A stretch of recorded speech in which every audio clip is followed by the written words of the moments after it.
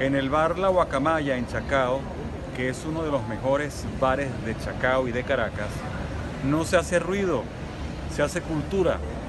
Allí todas las semanas hacemos peñas musicales y es uno de los lugares de encuentro para conversar, para resolver problemas, para divertirnos y de verdad creo que es lo mejor que puede pasar en Chacao.